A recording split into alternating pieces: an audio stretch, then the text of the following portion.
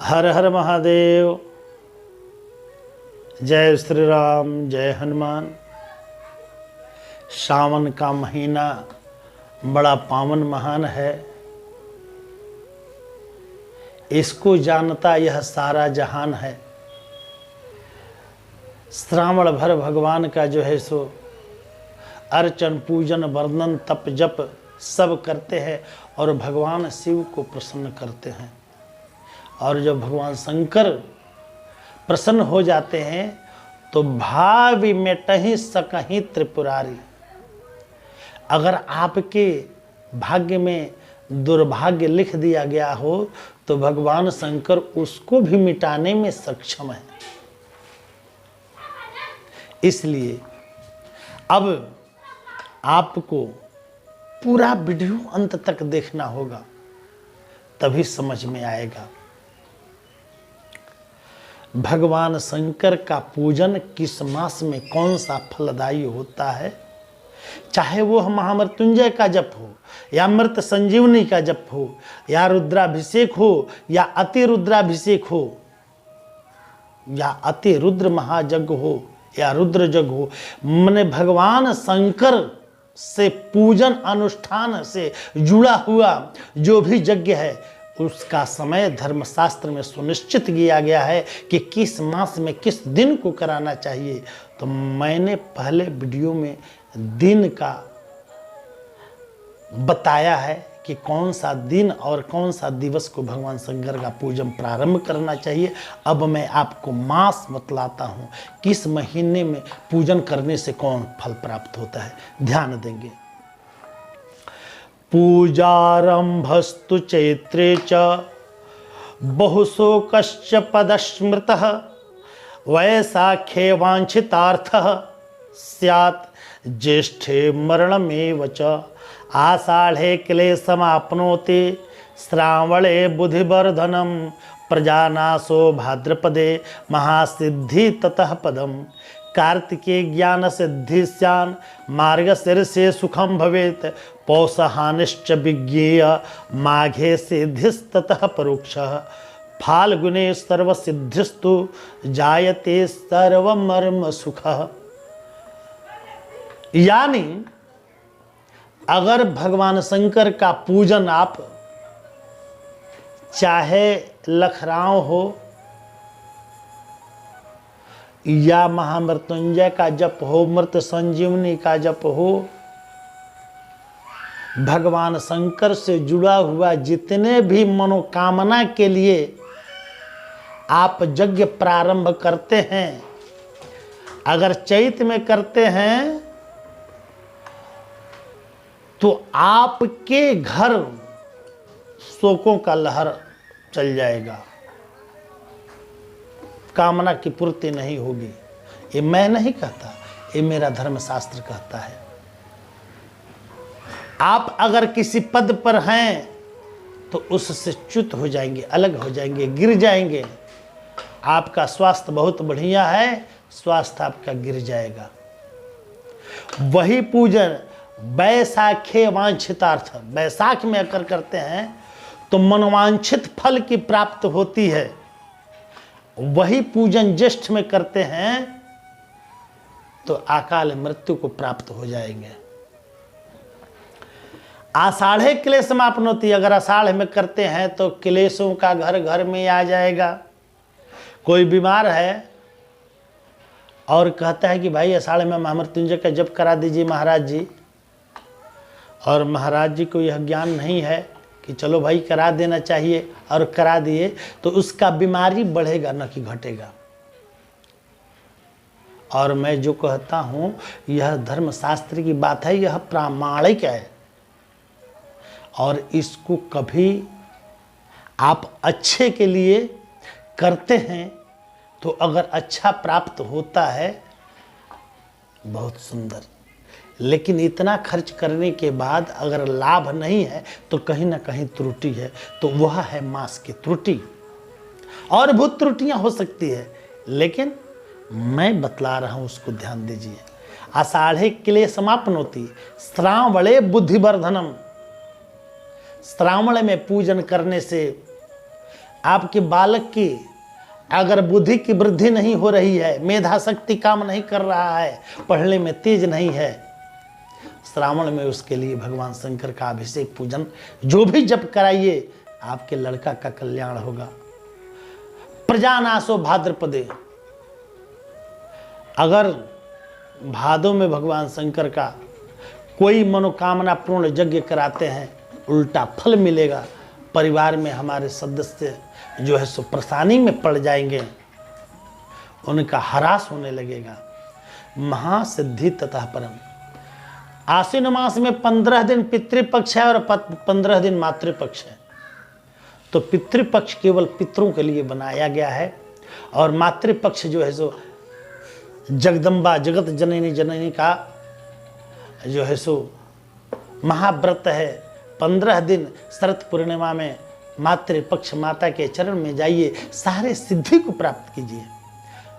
कार्तिक में अगर भगवान शंकर का जप अनुष्ठान करते हैं तो सिद्धि मिलती है और सद्यः मिलती है। मार्ग शीर्ष में करते हैं तो अगर आपके घर दरिद्रता भी है, रोग भी है, तो सद्यः नाश होकर के घर में सुखों का भंडार भर जाएगा। आप कुछ खाएं न खाएं, लेकिन प्रसन्नता से भरे रहेंगे। पौष हानिश्च बेगीय, पूष में अगर करा लेते हैं तो केवल हानि ही हानि है। माघे सिद्धिस ततो परोक्ष, माघ में अगर कराते हैं भगवान शंकर का जप यज्ञ अनुष्ठान, तो आपको कैसे कैसे जो नहीं सोचे होंगे सहसा लाभ आपको मिलता जाएगा। अचानक जो नहीं सोचते हैं वो भी हो जाएगा, मन में आएगा, काम हो जाएगा। फाल्गुने सर्व सिद्धिस्तु, फाल्गुन में कराते हैं तो सभी सिद्धियों की प्राप्ति हो जाती है। जो जो आप चाहेंगे वह हो जाएगा। जायते सर्व मर्म सुख, जो जो आप मन में सोचेंगे कि प्रभु मेरा यह पूर्ण कर दीजिए, तो वह पूर्ण हो जाएगा। इसलिए स्पष्ट शब्दों में आप जान लीजिए, चैत, ज्येष्ठ, आषाढ़, भाद्रपद, आश्विन, पौष, इसमें भगवान शंकर का कोई कामना परक यज्ञ नहीं होता। चाहे वह महामृत्युंजय का जप हो, मृत संजीवनी का जप हो या रुद्राभिषेक हो, जब भी होगा तो फाल्गुन, वैशाख, श्रावण, कार्तिक, अगहन, माघ और फाल्गुन में। इसमें अगर प्रश्न भी कोई करता है कि यह बताइए कि बीमारी अगर आज हो जाए भाद्रपद मास में, चैत मास में, तो हम दवा कल करेंगे, तो ऐसी सोच मत सोचिए। बीमारी हो तो उसका दवा एक ही नहीं है, बनाया गया है। आयुर्वेद है सबसे पहले, होम्योपैथ है, एलोपैथ है। उसी तरह आप भगवान शंकर वही काम करेंगे, भगवती वही काम करेगी, गणेश जी वही काम करेंगे।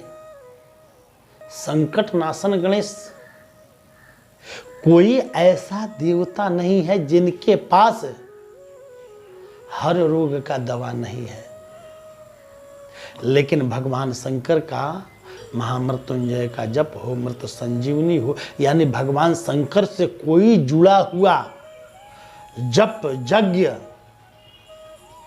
जो शास्त्र में वर्णित नहीं है मास, उस मास में कतई नहीं कराना चाहिए। इसलिए आप पापो हम पाप कर्मा हम पापात्मा पाप संभवम त्राहि माम पार्वती नाथ सर्व पाप हरो भवः सर्व कष्ट हरो भवः सर्व रोग हरो भवः। आप कहते हैं इस मंत्र को और भगवान शंकर के चरणों में समर्पित करते हैं, तो अगर मास दिन जोग अच्छे मुहूर्त में और अच्छे ज्ञानी विद्वत जन से यज्ञ कराएंगे, आपका यज्ञ जो है सो सफल होगा, फलदायी होगा और वह भी जल्दी होगा। एक बात और लोग अपने मन से सोचते हैं, कभी कभी हमारे सामने आता है कि यह पंडित जी बताइए, आप पूजन जप यज्ञ कर रहे हैं, करा रहे हैं, मैं आपसे एक बात पूछता हूं कि भगवान अंतर्यामी हैं, सब दिन बनाया उनका है, सब दिन बनाया उनका है, इसमें कौन सा दिन खराब होता है? ये बात सत्य है, सब भगवान ने ही बनाया है, लेकिन भगवान रहते कहाँ हैं? इस मृत भुवन में। भगवान शंकर मृत भुवन में है और मृत भुवन का नियम जो बना दिया गया है उनका पालन करना है। जैसे जो संविधान बन गया है, वह मुखिया हो, विधायक हो, एमपी हो, मंत्री हो, प्रधानमंत्री हो, राष्ट्रपति हो, उनको मानना है, उस संविधान के हिसाब से चलना है। अब कहते कि भगवान अंतर्यामी है, सब जगह रहते हैं, कहीं भी बुलाएंगे आ जाएंगे। ये बात सत्य है, भगवान अंतर्यामी है, लेकिन उनका भी कुछ समय तिथि निश्चित है कि भगवान कब कहाँ रहेंगे। प्रधानमंत्री विदेश हैं, हम जा करके उनके ऑफिस पर बैठ जाए कि प्रधानमंत्री से हमको भेंट करना है। प्रधानमंत्री का यही जो है सो सभागार है और प्रधानमंत्री विदेश हैं, मिलेंगे वहाँ चपरासी भी नहीं होगा, चौकीदार हो अलग से ताला के, कहीं कुछ कोई कूता उता नहीं घुस जाए। उसी तरह भगवान शंकर का महीना जो है सो सावन महीना बड़ा पावन महान है। पार्वती शिव साथ में सब परिवार रहते हैं, इसलिए सावन का बड़ा ही महत्व है। और सावन में भगवान शंकर की विशेष पूजा जो व्यक्ति कभी नहीं करते हैं, भगवान शंकर को एक लोटा जल, एक बेलपत्र ले जा करके समर्पण करें, भगवान आपसे प्रसन्न हो जाएंगे। और दिन नहीं तो सोमवार शुक्रवार को अवश्य जाइए। और आगे भी कुछ अगर जानकारी हो, करना हो, आप कमेंट बॉक्स में हमको प्रश्न कीजिए, मैं कमेंट बॉक्स के माध्यम से आपको जवाब दूंगा। और बंधुओं, मेरा निवेदन है कि आप इस वीडियो को देखें और इस पर जरूर विचार करें कि यह जो है सो शास्त्र में लिखा वर्णित इस अधरामृत चैनल के माध्यम से जो हमें जानकारी मिली, यह पूर्णतया सत्य है। अगर इसमें कुछ परीक्षा करना हो तो जिस दिन को मैंने बताया है खराब, उस दिन को कर कर देख लिए, परिणाम सामने आ जाएगा। लेकिन मेरा करबद्ध प्रार्थना है कि आप भगवान शंकर का पूजन रवि सोम बुध गुरु शुक्र यह 5 दिन ही प्रारंभ करें और कोशिश करें कि इस 5 दिन में ही यज्ञ संपन्न हो, ताकि आपका कल्याण होगा।